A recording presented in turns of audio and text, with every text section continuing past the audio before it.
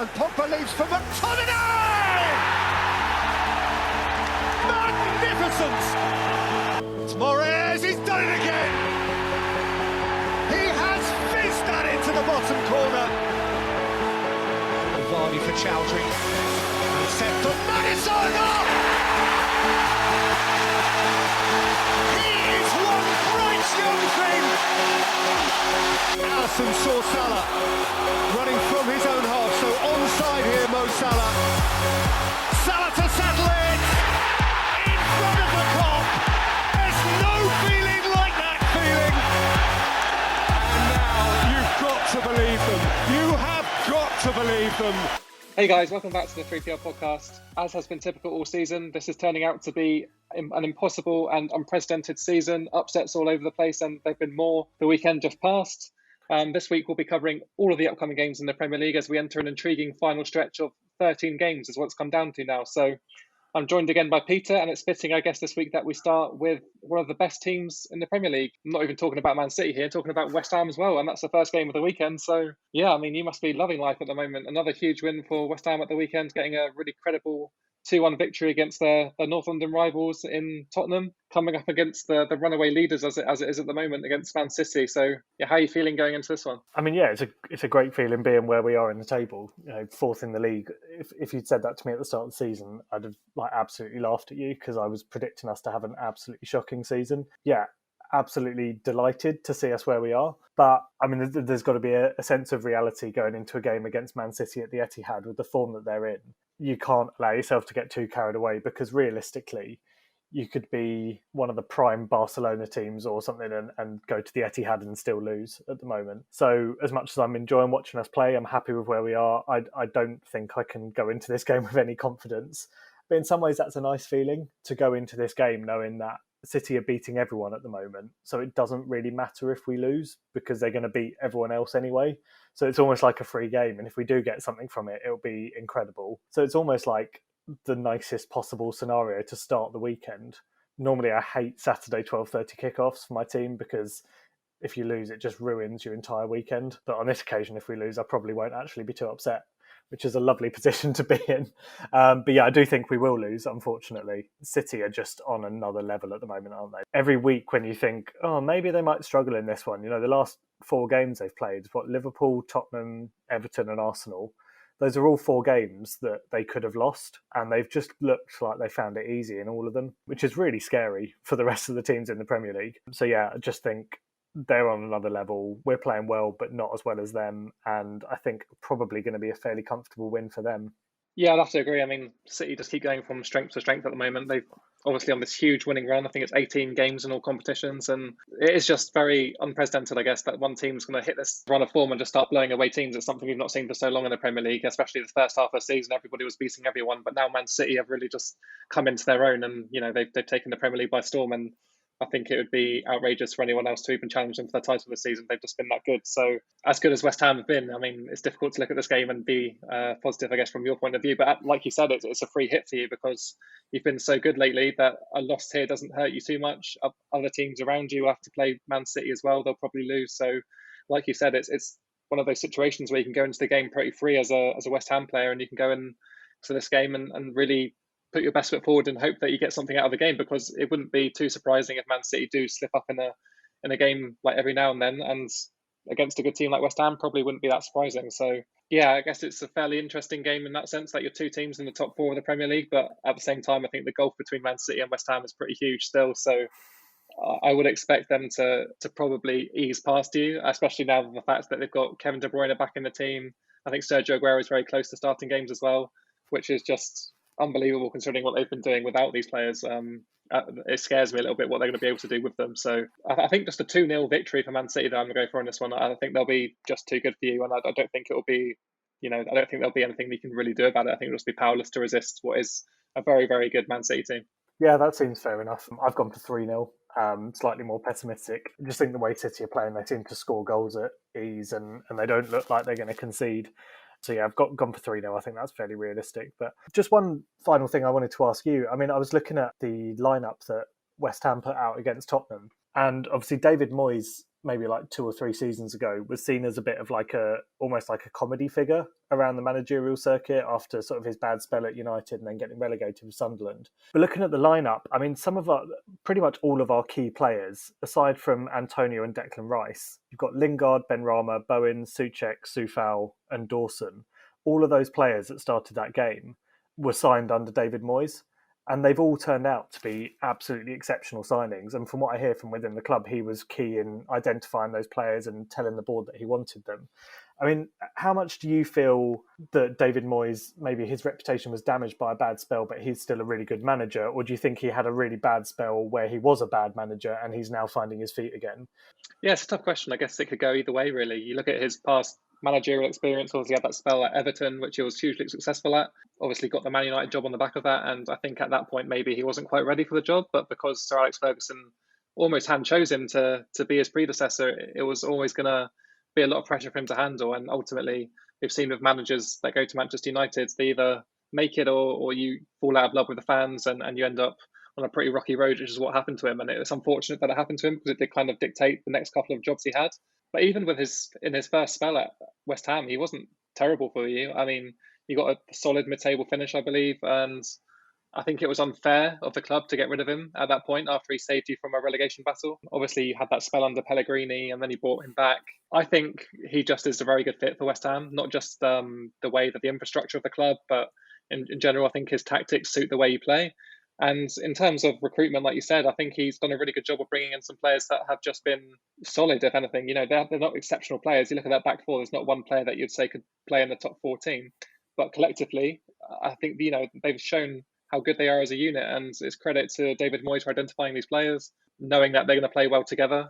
I think Soufal was recommended by Souček, right? So, you know, Souček brought in his best mate, which can only help Souček as well. So, you know, I think they've been really savvy with their business. And even though you haven't signed a striker, which I thought you really needed to do in January, it looks like you're going to be able to sustain a relatively decent push for Europe, which is, you know, just massively impressive considering the resources available to him. Yeah, I think exactly what you were saying about sort of very astute recruitment there. I think we've had this feeling around West Ham since we moved to the Olympic Stadium that we had to be signing the world's best players and attracting the world's best players. And although we never signed anyone who was an absolute like superstar, we signed a lot of like flair players or expensive big money signings, names that were like people that played in the Europa League or the Champions League. And none of them really worked out for us. And I think what I'm really enjoying is actually being underwhelmed by a signing and then being really impressed by them, rather than being really, really excited by a signing and then just being massively disappointed by them again and again. So, yeah, I think David Moyes deserves a huge amount of credit for that. And I think it's nice to see him getting the recognition that he probably deserves after so long of being sort of sneered at by a large part of the football community. Yeah, I was talking about Brendan Rodgers for manager of the season last week, but if anything, I think David Moyes is in a much better place to put himself as a lead candidate for that now. I think this run he's been on with the club and how he's pulled what was a relegation-stricken or likely team last season into a top 14 this season, I think is something that you can't overlook. So for me, at the moment, I'd probably put David Moyes as manager of the season rather than Brendan Rodgers. Okay, so that brings us on nicely to West Brom against Brighton, two teams who are really struggling. I mean, West Brom obviously right in the mix for relegation, almost looking certain to go down. But Brighton, I mean, they're in real trouble now. They're only just above Fulham. Fulham are starting to show some form, and we'll talk a bit more about them later. I mean, if I was a Brighton fan, I'd be looking at the table now wondering where the points come from, because they've suffered an absolutely devastating loss against Crystal Palace where they really didn't deserve to lose. But if we've seen that time and time again with Brighton, haven't we, where they've played really good football and not picked up the points. I don't know, if I was one of their fans, I'd really be worried, thinking you can go into the game with as much confidence as you want, but if you're going to lose games like in the manner that they did against Crystal Palace, then that's going to be a bit of a concern for them, isn't it?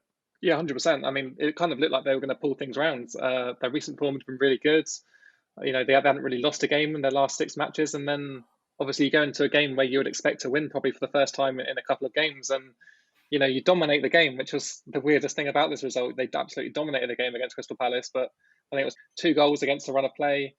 And, you know, when you're conceding a goal in the 95th minute, you know, it's never going to feel great, let alone against your rivals. So I think that's a loss that will hurt Brighton pretty hard. And yeah, like you said, that they're not far away from being pulled into in a relegation battle either. I mean, Fulham are really starting to show signs of recovery, and I think they are probably the most likely team to creep out of that relegation zone at the moment. And it's going to be between probably Newcastle and Brighton to pull away from Fulham. And if they can, then it kind of makes it pretty cut and dry as to who's going down. But at the moment, all these teams are losing games that they shouldn't be losing, and it's making the relegation battle even more interesting as a passive viewer. So I wouldn't write off Brighton being pulled into it, but West Brom have just been terrible all season. I really can't see them getting out, unfortunately. They had a really good chance to get 3 points against Burnley at the weekend, and even with 10 men, I thought they should have won the game. Had some really good chances, and if it wasn't for the Burnley goalkeeper, Nick Pope, I think they probably would have won the game. So it was a good point for them, but at the end of the day, I think they need to be winning games at this point. Yeah, they need much more than draws at this stage. They almost need snookers, don't they, to get out of the position they're in. Yeah, I can't really see anything other than Brighton getting, at the very least, a draw here. Although I've just said that I think Brighton are really going to struggle to pick up points with the way they suffered that defeat against Palace. I think if they are going to pick up wins, they're going to come against teams like West Brom, who just look absolutely atrocious themselves. So I have gone for a 2-0 win for Brighton on this occasion. I think this is a perfect opportunity for them to play their style of football and get a win and pick up some confidence. As for West Brom, I mean, you'd like to think that they would have a couple wins in them before the end of the season, but looking at the way they've played and the fixtures they've played and sort of the matches they've got coming up, it's really hard to see where they're going to get them.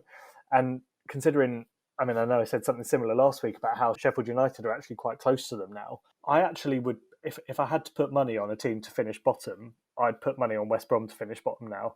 And I think Sheffield United will probably, they won't survive relegation, but I can see them finishing 19th instead of 20th. And that really shows how much of a failure Sam Allardyce has been in going into this team. Because if anything, he's made them worse rather than better. And that's got to be a massive dent to his legacy, surely. Yeah, absolutely. I mean, the reason they hired him was for his reputation. That they knew that he was the guy to go to if you're in a relegation battle, if you wanted to stay up. And they didn't hold back. They got rid of Slaven Bilic really early doors, and it's not paid off for them. And you have to wonder whether it was the right decision at this point, because nothing's improved. And when that's the case, you've got to start questioning your decisions. So, yeah, for me, I think West Brom are too far away now. And like you said, I think they're probably more likely to finish bottom than Sheffield United. So, yeah, it's really not looking good. And you have to wonder as well about their disciplinary record as well this season. I know they're in a relegation battle, and it's tough being down there, and you are prone to losing your temper, prone to losing your discipline. But to have 4 red cards in a season, all defensive players as well, I think minus Pereira, is just a really, really poor outcome for basically how they've been playing. I think it says a lot about a team when you're getting sent off for, stupid things, really. Ajayi's red card at the weekend I thought was pretty stupid. And at this point, you would have thought that Sam Allardyce would have, drilled these players to not make mistakes like that, because it makes winning games even harder. And ultimately, that's probably the reason they didn't win this game, is that they had 10 men for the majority of it. So, yeah, I mean, they just don't help themselves, and they've shot themselves in the foot too many times this season to stay up. So, yeah, I think you're right. I've actually gone for a draw in this one, though. I think Brighton might suffer from that Crystal Palace defeat, and they might struggle to bounce back straight away. But saying that, they are playing West Brom, so it's a great chance for them. But I've actually gone for a 1-1 rather than a Brighton win. Okay, moving on, we have Leeds versus Aston Villa, two clubs who are right in the middle of the Premier League at the moment. Leeds obviously coming off a good win against Southampton, a comfortable 3-0 win at Ellen Road, up against the Aston Villa side, who are starting to struggle a little bit in the absence of Jack Grealish. He's been out of the team for the last 2 games, and subsequently they've not been able to pick up any points in those 2, although they got the draw against Brighton. But they succumbed to defeat against Leicester last time out. And yeah, I think Leeds are really going from strength to strength at the moment. They've got that core of players who just turn up every week and produce the goods. Rafinha, Bamford and Dallas. If you don't have them in your fantasy team, you're really missing out, because they perform so regularly in the Premier League now that you're almost guaranteed to get points. And yeah, I mean, Leeds have really improved lately, and they look like good candidates to finish top 10 this season, which is pretty amazing considering how little they've invested in the team. And, promoted teams don't tend to do that well when they first come up, but just like Wolves did when they came up 6-7 years ago, they've really looked like a Premier League team, and it wouldn't surprise me at all if they finish in the top 10. And if anything, I think Aston Villa will be the ones that drop out, because at the moment, even though they're sitting in 8th, I really don't see them consolidating that position at the moment. They just seem like they're dropping off a little bit and starting to maybe resort back to the type of football we saw last season from them, where they were playing attractive football at times, but without 1 or 2 key players, they really are quite ineffective going forwards. And really defensively, there aren't too many players back there who you can rely on to keep clean sheets. So as good as Martinez has been lately, I don't think he's going to be able to save them from losing games at the moment. And like I said, without Jack Grealish, they're just not the team they are with him. Yeah, absolutely. I think with Aston Villa, there was a time maybe 7 or 8 weeks ago when they'd had some of their fixtures postponed due to their COVID outbreak, and they were sat with about 3 games in hand. And you looked at those fixtures and you thought if they'd won those 3 games in hand, they would have been in the top 4. On the form they were on, it looked fairly realistic. Whereas now, I think even if they win those 3 fixtures, they're still only in 6th place, regardless of sort of how the other teams do around them. So it's not looking as good as it once was for them. And they really do miss Jack Grealish, don't they? When he's not playing, they look like a completely different team. As good as Watkins has been with scoring the goals, he needs the service. And I feel like even when it's not Grealish playing the ball to him, Grealish's movement and the fact that he attracts so much attention from the defenders creates more opportunities for the rest of their attacking team. So without him, they definitely are not the same threat that they are with him. In terms of Leeds, I really, really like watching Leeds this year. I know it's not necessarily an exciting thing to say because everyone likes watching Leeds this year with the way they play, and it's great to see them performing so well. But I mean, looking at their squad, the only issue you could see with them really is the depth of their squad and how they're going to handle potentially an injury crisis that we've seen other teams have to handle. Do you think if Leeds strengthen their squad in the summer, not necessarily their first team, because I think we would all agree that their first team is fairly solid and they don't necessarily need to be replacing the players in there. If they strengthen their squad that can come in and sort of fill in games where they need a bit of a rest, or they've got players that can come in and play a role when someone else is injured, do you think Leeds can genuinely sort of push themselves back up towards the positions that they were in, 20 years ago when they were challenging right at the top of the table? Or do you think that's sort of just getting a bit carried away with the hype of Leeds at the moment? Well, yeah, I mean, ultimately, that's where they want to be as a club. They see themselves as a Champions League club, and 2002, around that time, they were a Premier League club, and the players they had at the club at that time, were top tier talent. The likes of Rio Ferdinand, Alan Smith, Mark Viduka. That team was full of talent, and like you said, I don't think they're going to have to invest massively to really challenge for those positions. I think the core of players they have right now is good enough to get results in the Premier League, like we've seen, but no better than probably a mid-table finish. So, like you said, if they were to invest in 4 or 5 players who can just come in and do a job regularly, then I don't see any reason why they can't challenge for Europe. Maybe not Champions League straight away. I think that's probably a long shot, considering how far teams have to come in a short space of time to try and make up that difference. But ultimately, I think Europa League will definitely be achievable for them next season if they do continue to play as well as they have done this season, because they're so consistent, really. I mean, yes, their tendencies are to play well one week and then get boshed the next, but I do think the way they play lends themselves to getting more results than not. So I think once you get better players in the positions that they are currently missing, then they're definitely going to be a factor next season. And Champions League may well be just out of their reach, but Europa League's definitely achievable in my opinion.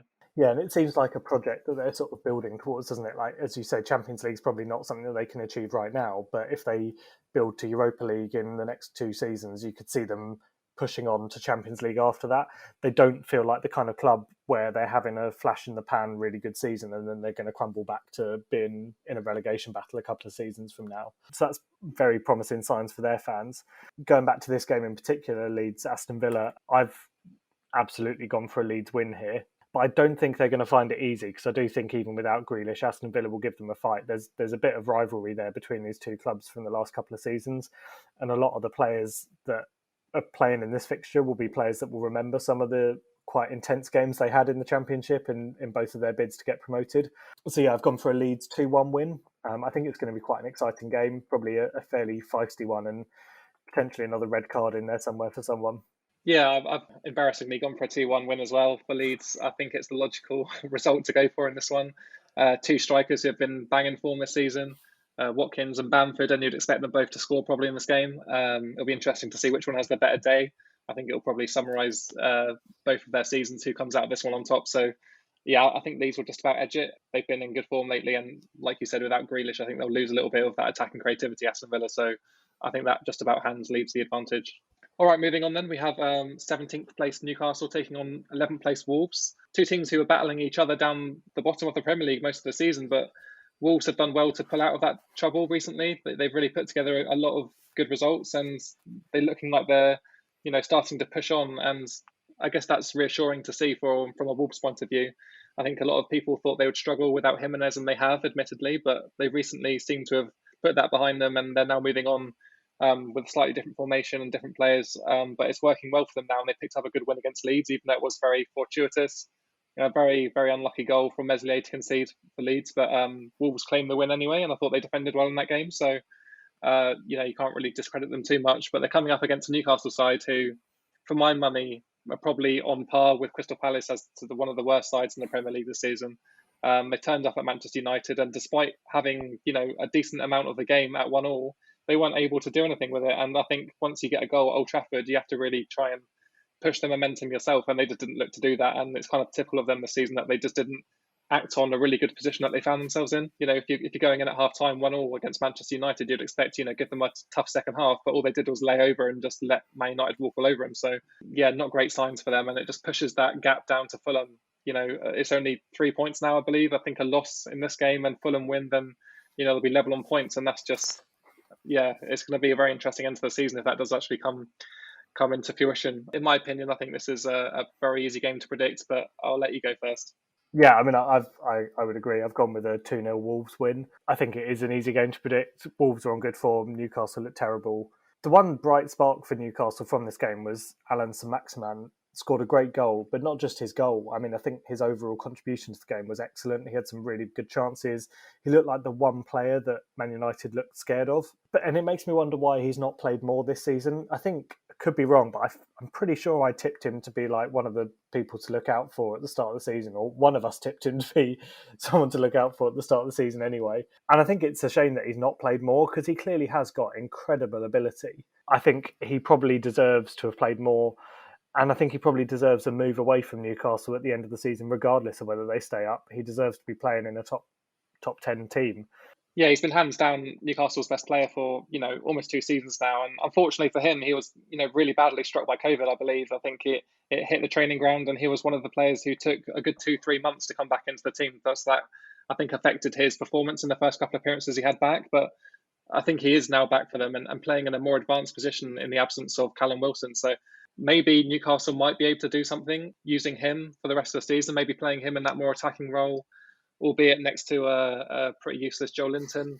Maybe he'll be able to feed the ball into him, and Saint-Maximin might be able to, score some goals for the rest of the season to try and keep them up. But at the moment, it's difficult to see where the goals are going to come from if they're not going to come from him. So yeah, it's not a great position for Newcastle to be in, and you would expect them to continue to struggle for the rest of the season. So I've gone for a 3-0 Wolves win, actually. I just think they're going to be way too good for Newcastle. Yeah, like I said, if you're going to rely on Saint-Maximin to create something, it was basically an 11-1 chance of it happening, and I don't rate those odds. So yeah, that's not great odds at all, really, is it? And I think Newcastle need to be producing more from different areas of the pitch if they're going to have any chance of giving themselves a real fight to stay above the relegation zone. And that does bring us on really nicely, actually, to the next game where Crystal Palace take on Fulham. I don't know about you, but I've developed a bit of a soft spot for Fulham over the last few weeks. I don't know whether it's just because I enjoyed having Dom on the podcast and he spoke very passionately about Fulham, but I don't know. I think there's something about the club, like they seem to really want to fight their way out of this battle. They've shown more desire to get out of the relegation zone than any other team around them, I think. And I think they really deserve it. They've picked up some good results recently. They haven't lost in, I think they've got 1 defeat in 5 games, which is really good for them. And they're coming up against a Palace team that got a really fluky, lucky win against Brighton. I think they scored with their only 2 shots in the box, or only 2 touches in the box they had, and they scored with both of them, which is absolutely ridiculous. And I feel like Fulham won't allow that to happen. I think Fulham actually stand a really, really good chance of winning here. I don't know if that seems like a weird thing to say considering their position in the table, but I feel like Fulham should go into this game as favourites. I don't know, what do you think? yeah, I 100% agree. Crystal Palace haven't been particularly impressive lately. Yes, they beat Brighton, but like you said, it was very, very lucky. And you look back through their results, and the wins they have got have been very narrow margins. They've just about got the better of Newcastle, just about got the better of Wolves. And their home form's probably been less impressive than their away form. So, like you said, Fulham are one of those teams now who really look like they're fighting every week to try and get points. And yeah, I think this is a really good opportunity for them to get 3 more, because Crystal Palace have been struggling all season at home. Zaha's been out of the squad probably for 3-4 games now, and without him, we've seen just how inefficient they can be going forwards. Like you said, 2 touches in the penalty area is ridiculous, and the fact they managed to score 2 goals in itself is pretty impressive. Yeah, as for Fulham, I think they've been really good lately. I mean, they've not been conceding that many. Defensively, they look like they've got it sorted now. Going forward, I think Adamola Lookman and Madja, Cavallero, Loftus-Cheek, I think they're all players that they can rely on to put in good performances every week now. And if I was going to pick one of those 3 teams, Fulham, Brighton or Newcastle to go down, it wouldn't be Fulham. I think they've got more than enough in them now to pick up points and hopefully pull away from the relegation zone, because like you said, they're one of those clubs who you have to admire a little bit. And I don't really have a soft spot for them as such, but I definitely enjoy away days going to Craven Cottage, and it's a really, really good club in that sense, and the fans are good, and speaking to Don was great as well. So yeah, I think Fulham really do have it in them to stay up. I think it'll be really interesting, and I think it'll be really close. But I think at this point, they're probably favourites to do so. Yeah, definitely. And I think it would be great if they could stay in the Premier League for next year, because obviously they're building their new stand, the Riverside stand. And I feel like it would be such a shame if no one actually even gets to go to the stadium during the season it's being built as a Premier League stand, let alone the year that it's actually ready to be a Premier League stand. And it'd be great if they managed to stay up and then solidify themselves as a team that stay in the league for a few years, because they're a club that probably deserves that with the passion they have and the sort of the fight that they've put up over the years. So yeah, I hope they do survive it. In this game, I have predicted a 1-0 win, narrow win for them. So I think it'll be nervy for their fans, but I think they will have enough to overcome Crystal Palace. And I think it'll probably be quite hard for any Crystal Palace fans to actually argue against that as a reasonable prediction, given the way their team have played over the last few weeks. Yeah, no, it's a solid prediction. I've actually gone for a 1-goal margin as well, but I've gone for a much more entertaining game. I've gone for a 3-2 Fulham win. I don't know why I've done that, considering the stats from Crystal Palace's last game and their lack of shooting. But for me, I think they might get a couple of chances, and I think it'll be a tight game because both teams will know they can win. But yeah, I've gone for a narrow 3-2 win for Fulham, which would be absolutely huge. Yeah, it would be a massive result for them, and I think if they can pull that off, they'll have a huge amount of confidence for the rest of the season. Right, the next game we have sees Leicester take on Arsenal, a game that only a couple of years ago was still a top 4 battle, but now Arsenal are languishing in mid-table, get some good results, but also some really poor results as well, whereas Leicester look consistently fairly solid. You know, if you'd gone back 6 or 7 years, you'd never have viewed Leicester as the favourites going into this game, but that's the nature of football, I guess. We've got a massive swing in fortunes between the two clubs, and yeah, I think another one that I would say is fairly easy to predict. Yeah, I've gone for a Leicester win. They do just look like the better team at this point of the season. I think they've looked like the better team all season, to be honest. You look at their attacking players, the players who turn up on a weekly basis, you know, they're very consistent. I think Maddison and Barnes have been probably their standout players this season, and they kind of overshadowed Jamie Vardy a little bit, which is something that Leicester massively needed to happen anyway, to have other players contribute goals and assists. And it's great to see Maddison and Barnes stepping up and taking the slack off Jamie Vardy a bit. And, it's been successful. They've been right up there all season, and I don't think they're going to drop out of the top 4 this year. Unlike last season where we saw them miss out on the last day of the season, I don't think it's going to happen that way this year. They look way more consistent, both attacking wise and defensively. Generally, they're just a very solid team. We saw how they dismantled Aston Villa. We saw how they dismantled Liverpool even. Yeah, I think even without a couple of their key players, I think Maddison might be missing for this game. I do expect them to find it pretty easy against Arsenal.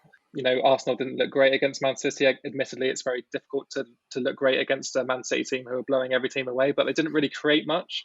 And I kind of expected them to worry Man City a little bit more than they did, especially Aubameyang coming off the back of a hat-trick against Leeds. You'd expect him to maybe show something a little bit more than just, a pretty poor performance. But yeah, I think it was just more of a tactical battle than anything else, that game against Man City. I think Arteta just wanted to prove himself to Pep and to prove that they're not just going to roll over, and they didn't, to be fair. But admittedly, Arsenal never looked like getting anything out of it anyway, so not a great result for Arsenal. And going into this game, you'd expect them to have more chances, but at the same time, I think Leicester will find it a lot easier to score against Arsenal than in previous meetings. That back 4 doesn't really fill me with confidence. Yeah, for me, I think Leicester are just a team who are going to finish the season pretty strong, so I've actually gone for a 3-1 Leicester win in this one. I think it's just going to be pretty easy, and yeah, maybe this is the sign of things to come. Maybe Leicester are going to replace Arsenal, in that established top 6. Yeah, I've gone with a 2-1 win for Leicester, so not that far off either. I think it seems like that's the way things are going to be. Honestly, I think Arsenal are not going to have it their way. They're not going to be able to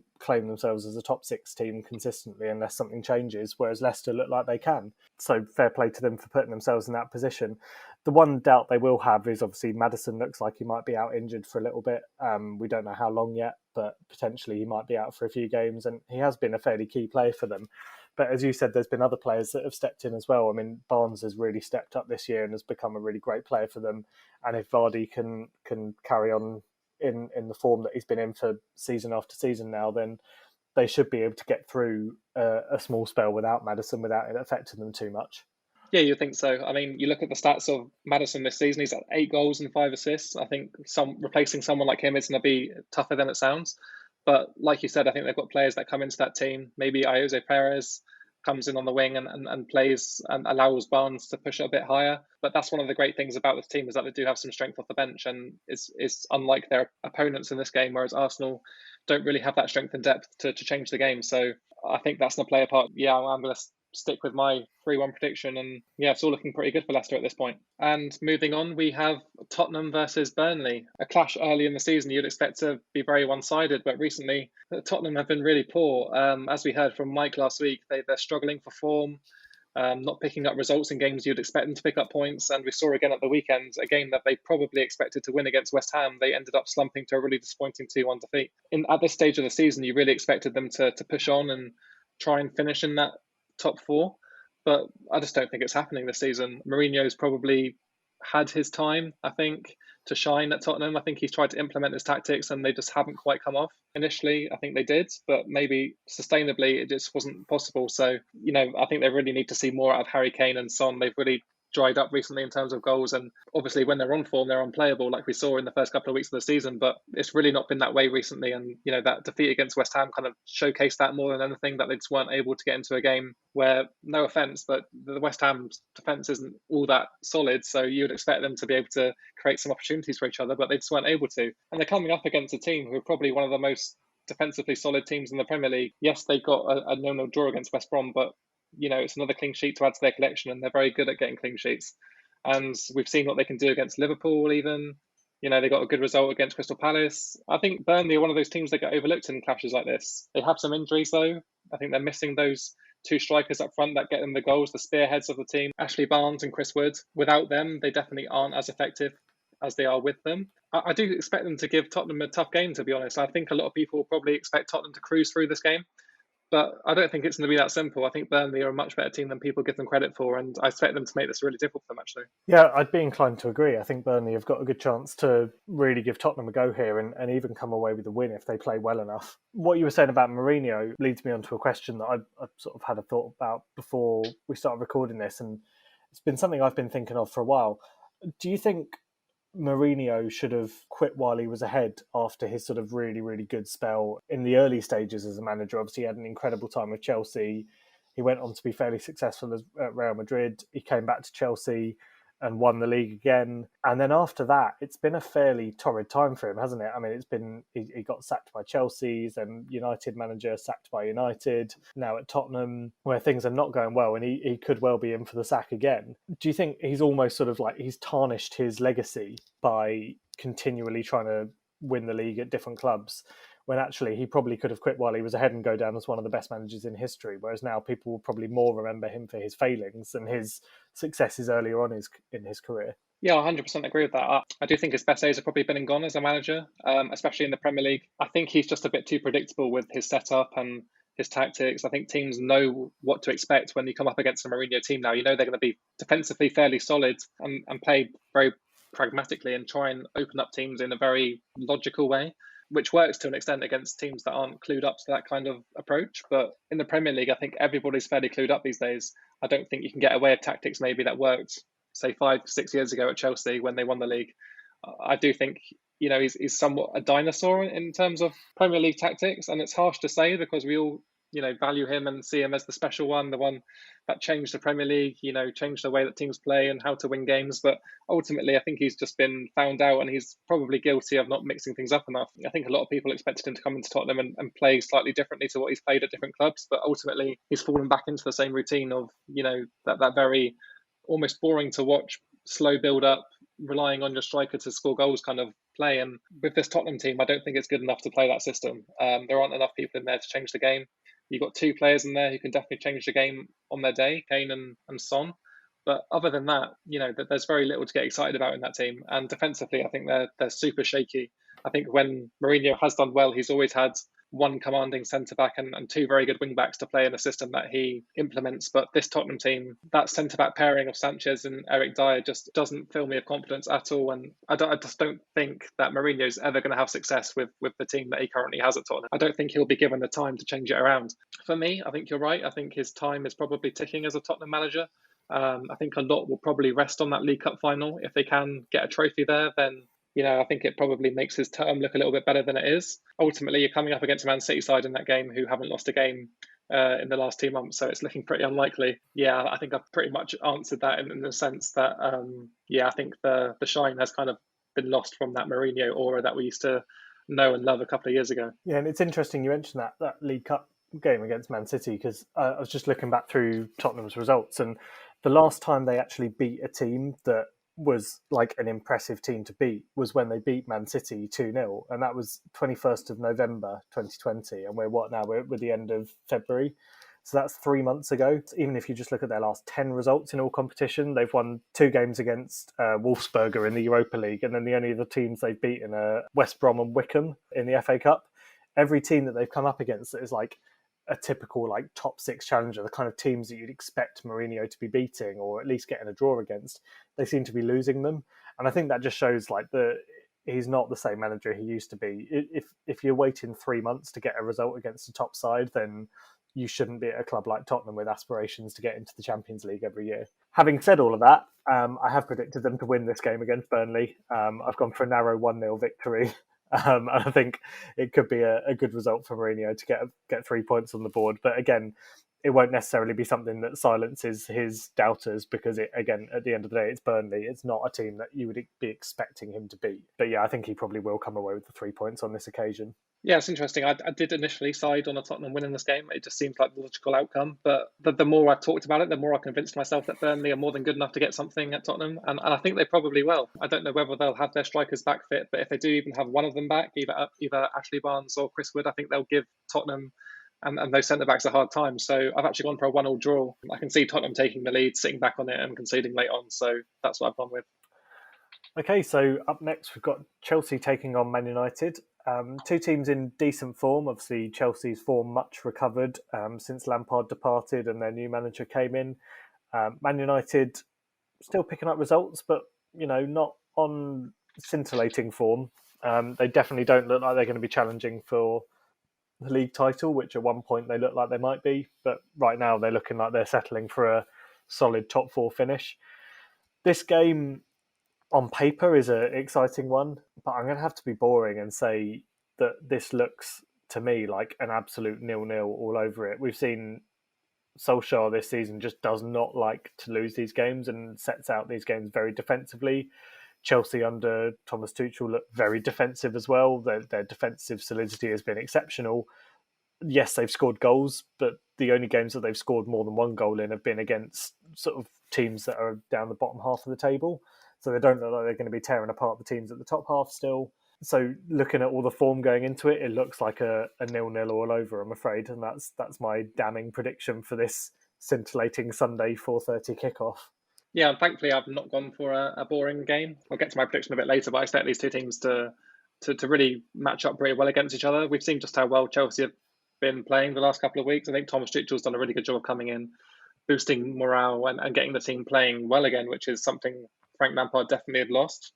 And we've seen their league position now, they're up to 5th, and realistically they probably should be aiming for a top 4 finish.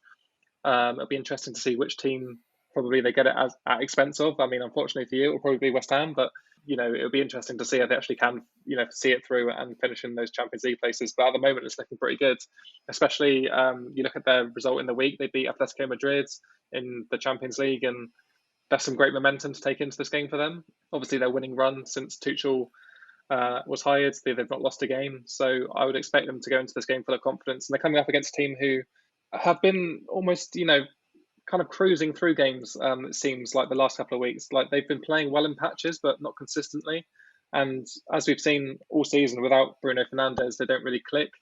Fortunately for them, he did click against Newcastle and managed to get a goal and an assist. But I think without him, obviously they probably would have drawn that game because he created a goal and scored one, and it could have been 1-1. But yeah, I think for this team, that the talent they have in their squad, they need to be doing so much better than they are. And I think that's the one criticism that Man United fans have had of Ollie, is that he just doesn't seem to want to kill games off when they have the initiative. And that's what they've been guilty of all season almost. They get into good positions in games like they did against Newcastle. Obviously, they were 3-1 up. It was a good position, but they could have easily scored 4 or 5.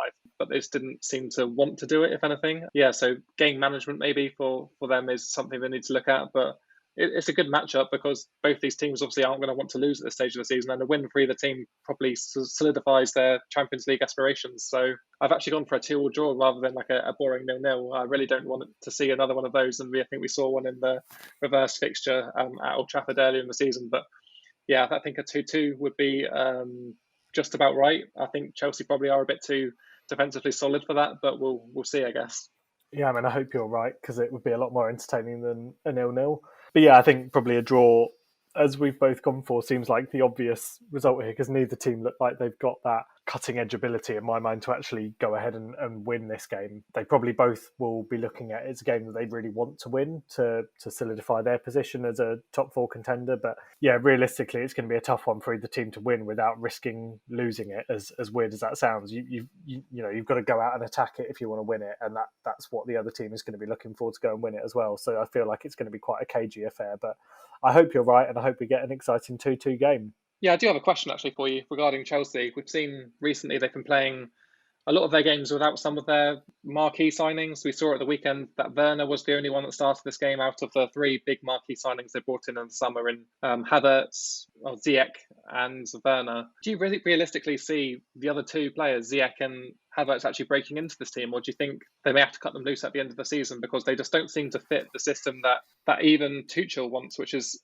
interesting to me because I thought as soon as he came in, those players would find a place in this team. But I think in all the matches that he's played so far or managed, he's not really started Havertz or Ziyech, and I don't know whether they'll actually be able to fight their way into this team. Yeah, I think I agree with you, and I think everyone else would have agreed as well. When their new manager came in, you'd think, right, those players are going to be solid in the team now, but realistically, they're not getting in the team at the moment. And I think at the very least, one of them is going to go out on loan. I wouldn't be surprised if, you got one of them leaving on a permanent deal, but probably a loan would make sense because they are an investment at the end of the day. They're not going to want to just give up on that investment straight away. But yeah, I do think you've probably got a situation where they're not going to get into the team as it stands. There's no point them sitting on the bench. It's going to damage their career and it's going to damage the club for them to be sat there. So at least one of them is going to have to go and find somewhere else to play, because otherwise it's not an ideal situation for anyone. All right, moving on then, we have Sheffield United versus Liverpool. 2 teams, unbelievably, that have only won 4 games between them in the last 12 games. Liverpool have just been in abysmal form recently. They've probably been in the worst form in terms of the last 5-6 years. They've been dreadful, and it's really difficult to put a finger on what exactly has gone wrong there, because obviously a couple of months ago they'd just beaten Crystal Palace 7-0, and you're like, okay, Liverpool are just starting to get going then, and they're probably going to cruise away at the league. But then ever since then, they've been terrible, really. They lost that long unbeaten record at Anfield, and ever since then, they don't look like winning a game at Anfield. They've lost their last 4 there for the first time in something like 92 years. And obviously, the last defeat they had at Anfield must have been a crushing one because they lost to their rivals, Everton, 2-0. And that one's got to really hurt them because I don't think they're used to losing to Everton, and let alone comfortably. It was a really, really poor performance from Liverpool, and I thought Everton deserved that result 100%. This game is almost a must-win for Liverpool, and I think Jurgen Klopp as well. I really do expect the pressure to be somewhat mounting for him because, yes, he won the Premier League last season, won the Champions League. At this point, you're in danger of missing out on Europa League, which for a club as big as Liverpool is something that you've got to address. Whether it's the players, whether it's a manager, I think they're equally to blame in this situation, but something's definitely not right there at the moment, and I think it's more than just the injuries. Team morale must be very low because they don't look like they're fighting for matches anymore. And they're coming up against Sheffield United in this game, who probably have nothing to lose at this point. They'll go into this game knowing that Liverpool are vulnerable, that they can take advantage and potentially cause another huge upset. So, it's quite a difficult game to call, really. Neither team are used to winning games at the moment, which could play a big factor, I think. You look at this game at the start of this season, and it's probably one of the easiest ones to call in terms of the form of these two teams after the opening fixtures. But yeah, it's not what you're going to want to hear as a Liverpool fan. But realistically, this is quite a hard one to predict at the moment, isn't it? Because as you say, Sheffield have got absolutely nothing to lose going into this game. So they could really fight for this and they could make it a really, really hard game for Liverpool. Having said that, Liverpool do still have some world-class players up front. And Sheffield United have looked very, very defensively weak this season. We've seen multiple teams carve them up and make them look silly at the back. Although Sheffield United have got the potential to make this a difficult game, I do just think, Liverpool are desperate for a win. They've had a really, really bad run, and I think they will get a win in this one. I think this is, I say it quite a lot, but I've heard this is the perfect fixture for Liverpool right now. They couldn't have asked for a better fixture to bounce back from a Derby Day defeat. They need a win. This is a good one to get a win in, and I've gone for a fairly comprehensive 3-0 win in this one. Okay, yeah, I don't see it being that convincing. I do see where you're coming from. They do have that attacking talent that could easily, tear through a Sheffield United defence on their day. But for me, I just don't think they'll have the confidence to do so. We saw Jordan Henderson pick up a nasty-looking injury again in the game against Everton, so they'll be very likely playing two very inexperienced centre-backs in the core of that defence against Sheffield United. And even though Sheffield United will be leading with McBurney and Billy Sharp most likely, I don't think Liverpool are going to do particularly well against them. I think they will win the game, like you said. I think they just do have the quality on the day and they probably will shine through. But I do think it will be close. I think it's probably going to be a 2-1 win. I think Sheffield United will give it a very good go. Yeah, I think that talent on show and probably that attacking three will probably just about do enough damage to get Liverpool the win. But by no means will it be comfortable. And I think it doesn't really silence any of the questions that any of the fans will have, because they need to be better. And a 2-1 win against a side who are bottom of the league probably won't be enough to answer those questions. Yeah, I agree. It's almost like what we were saying about Mourinho with the game against Burnley. If he does win that game, it's not going to stop anyone questioning his ability as a manager, because it's a game that they should be winning. And I think even if Liverpool do win this game, it's not going to turn around their form considerably. But they desperately need to win this, because you can imagine Klopp probably feels fairly safe in his position as a manager right now based on his form and his achievements since he's been there. But if you lose 5 games in a row, the 5th of which being a defeat against bottom of the table Sheffield United, then that's a real question that's got to be asked by the board as to whether they've got to pull the trigger and make a big decision.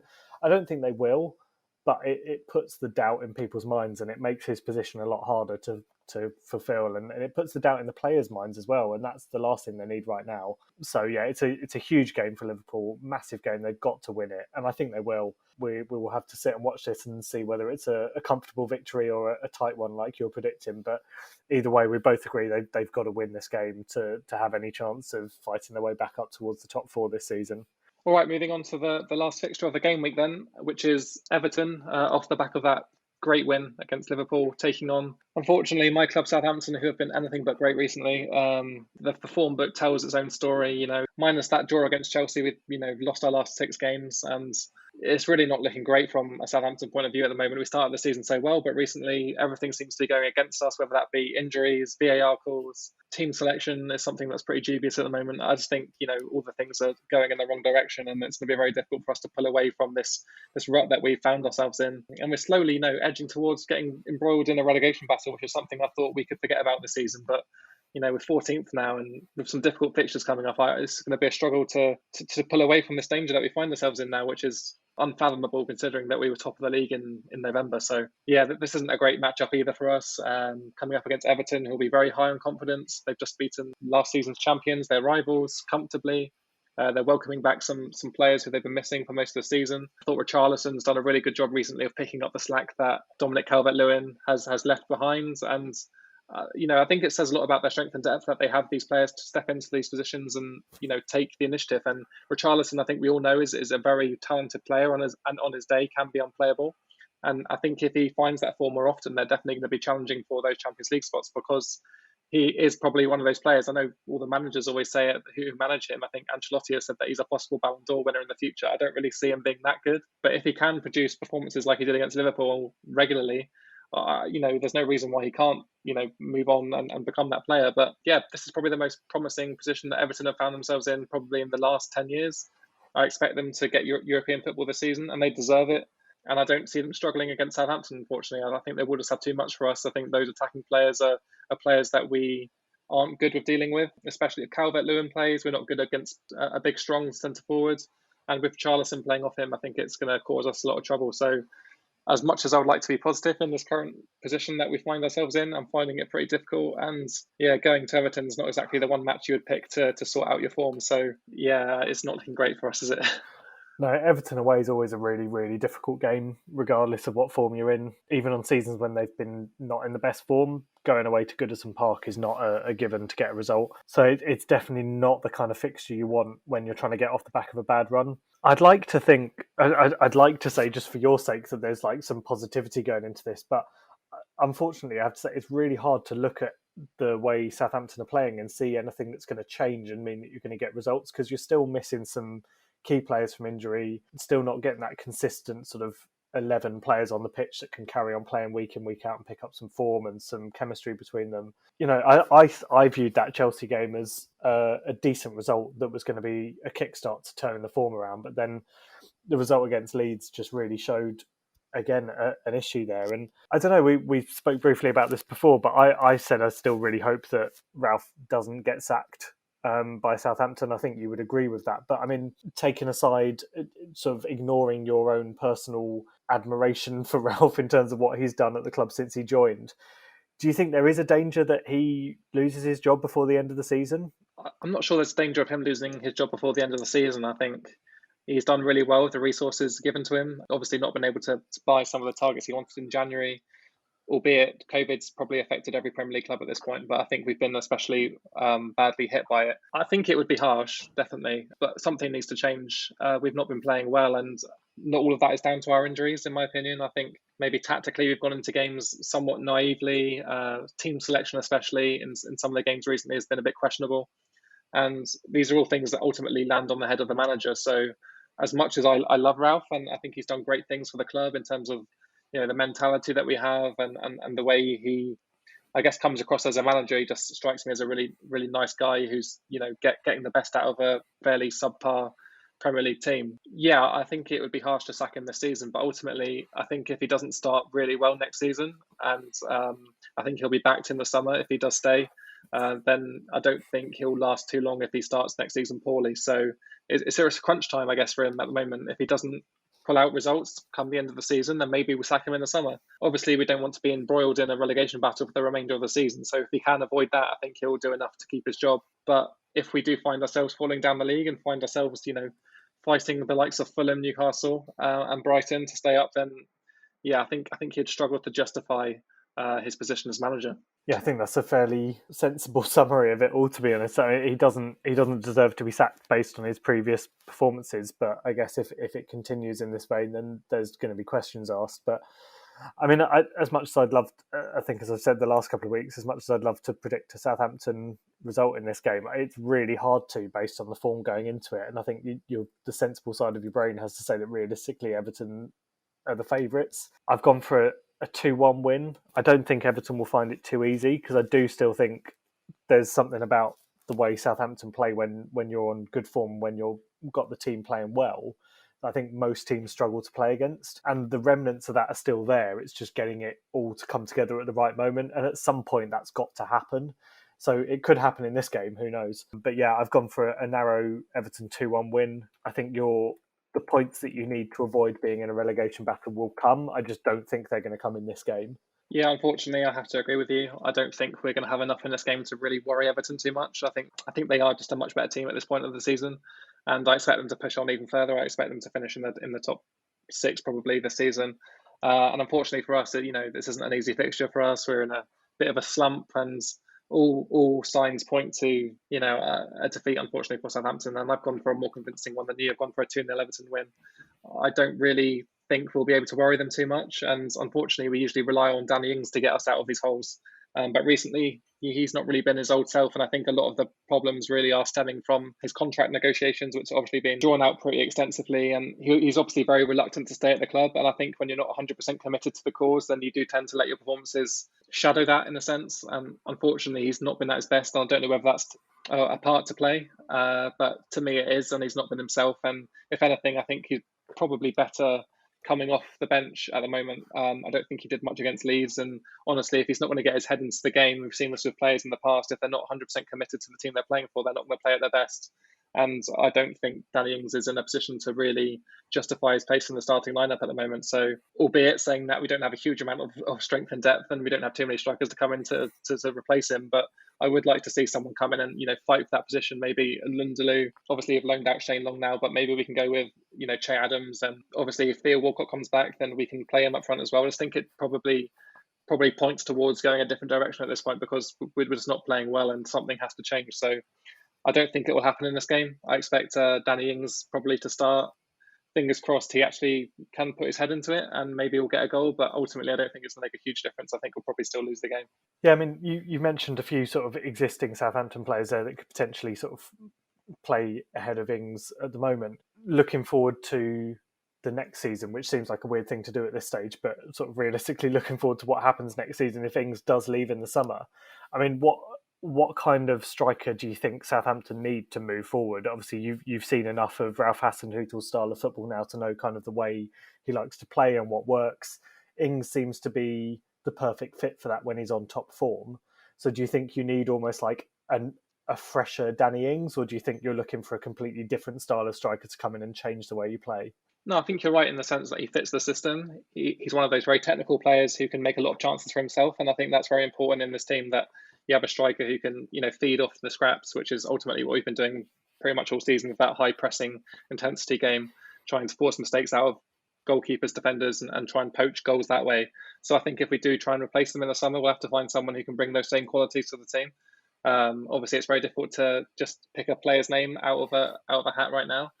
Yeah, realistically, you would probably look to teams who are being relegated this season and try and poach some of their players. But ultimately, there's not really too many players there you'd probably take at West Brom, Sheffield United, or the third team that go down. So in these times, you generally look towards the Championship, which is what we've done in the past with Che Adams.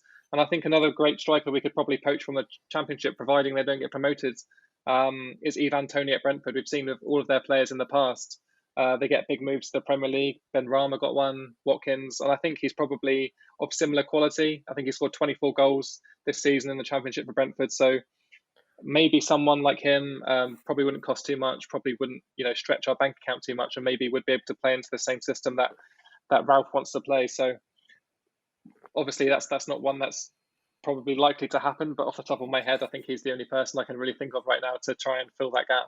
Yeah, he looks like a really good signing if you were to get him. I mean, his stats in the Championship are definitely impressive. I do think, as much as it seems a shame to kind of see the breakup of like the Ings Southampton romance that's been going on, because he has been a great player, I do have to agree with you. I mean, you said during the week that you wouldn't be that sad to see Ings go in the summer, and I think sadly you're probably right. It may be time to call it a day on his time, and just sort of for him to leave on not the worst note, where he's still a really good player for you, still been a great servant, scored some really important goals.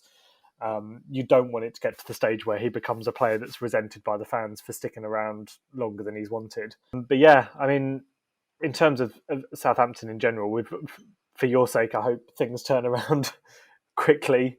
And I honestly do think they will. I think if you get a couple of players back from injury, as I said before, I think there's enough quality in that the way Ralph sets up the team that you could see things improving. And I hope for your sake that a relegation battle is not something that happens towards the end of the season, because I know as much as anyone how that feels, and it's not fun.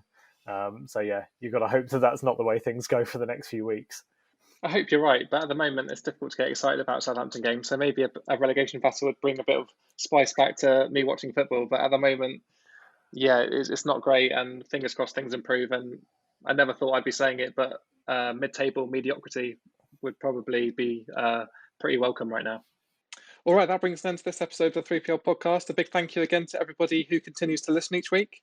We'll be back again next week to preview all the upcoming games in the Premier League. Until then, make sure you are following us on social media. That's Facebook, Twitter, Instagram, and YouTube as well. Make sure you subscribe to never miss an episode. And we'll catch you all again next week.